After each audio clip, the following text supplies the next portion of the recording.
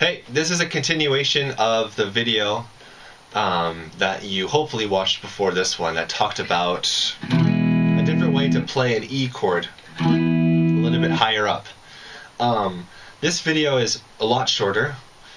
Basically, it's just working with that concept that was explained in the first video about octaves, and more specifically about a scale or scale tones. 1, 2, 3, 4, 5, 6, 7, 8.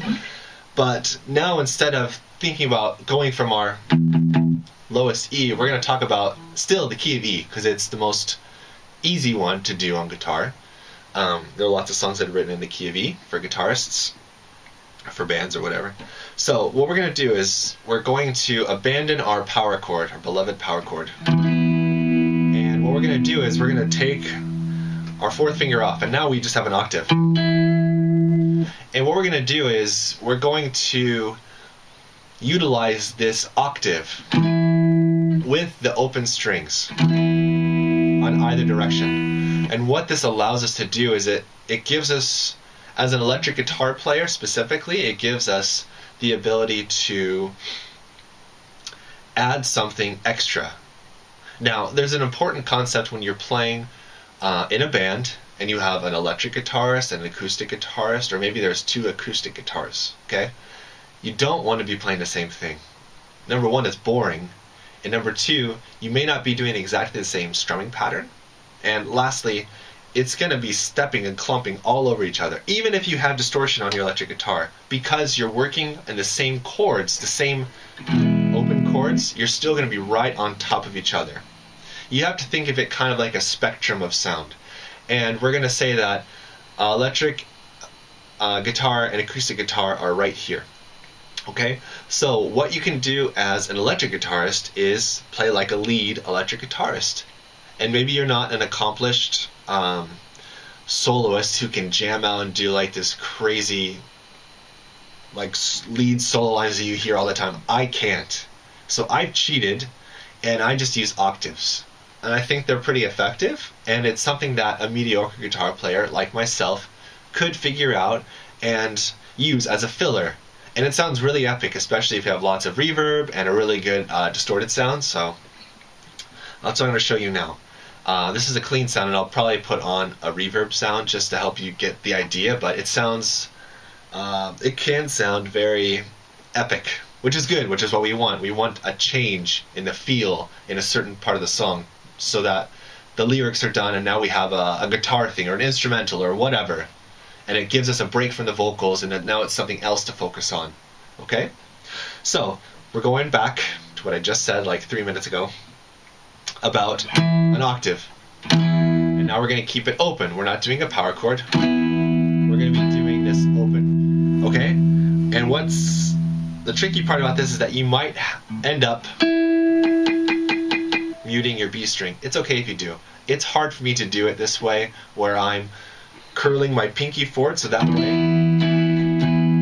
if you can learn it, that's a better way, because then you have B and E working for you.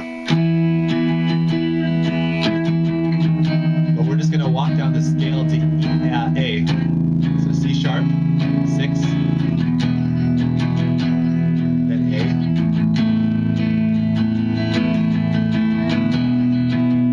We'll just go back up. You can also use your index finger to mute the E string. I got kind of tired of how it sounded so drony about here. It's a bit too much, so I just wanted to mute it. So what I'm really playing is I'm alternating. I could try to get that extra beat.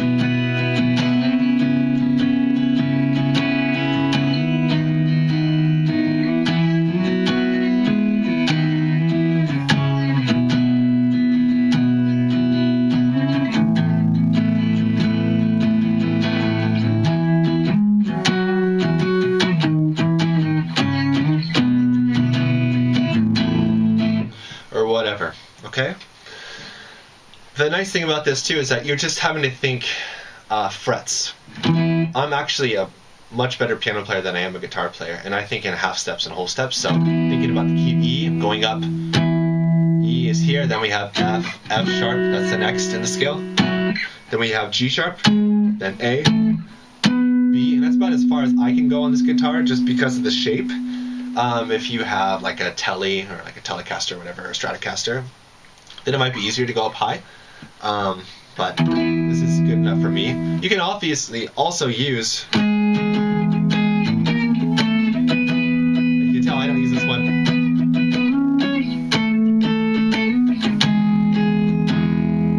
Okay, it just gets some, you gotta get some time. And this is all E, this is one key. So if you're working at a song that's in the key of C or A or G, you'll have to get comfortable with doing those ones now.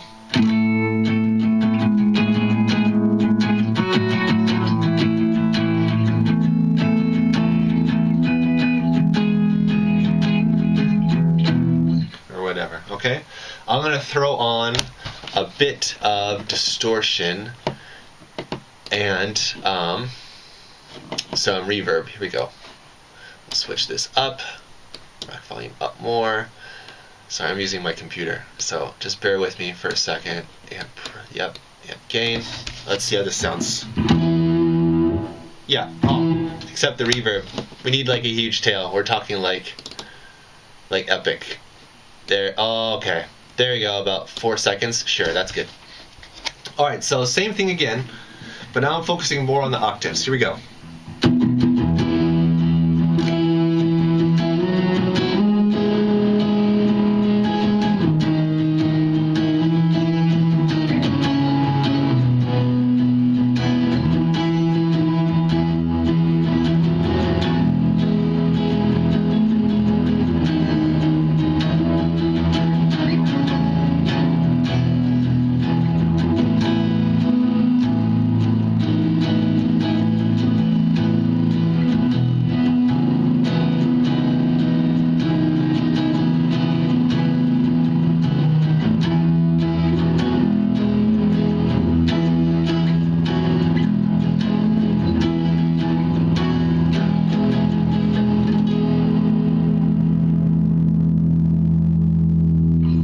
Something like that, okay?